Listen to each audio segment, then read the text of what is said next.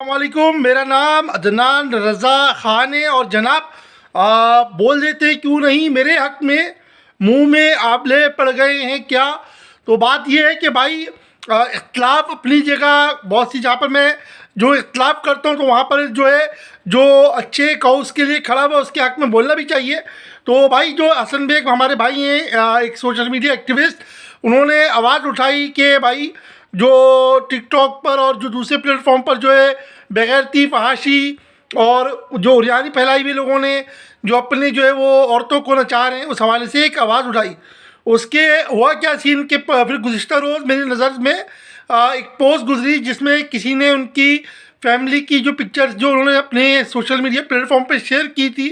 वो जो है वो वायरल की हुई और ये शो करने की कोशिश की जा रही है कि ये भी तो वही कर रहे हैं जो दूसरे कर रहे हैं। भाई सोशल मीडिया पर फैमिली की तस्वीर शेयर करना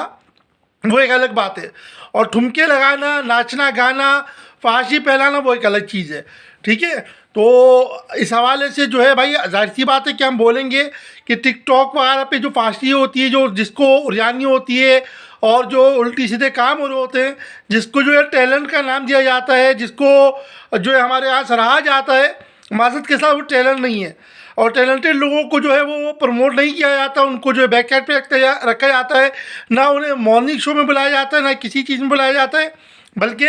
उन्हें जो है वो टैलेंटेड ना नहीं कहा जाता, जिसकी वजह से वो हमारा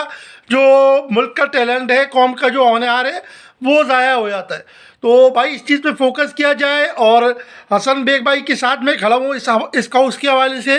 कि भाई ये जो चीज़ें हो रही हैं वो नहीं होनी चाहिए और इस पर जो हमें गौर करना चाहिए। जज़ाकल्लाह, अल्लाह हाफ़िज़।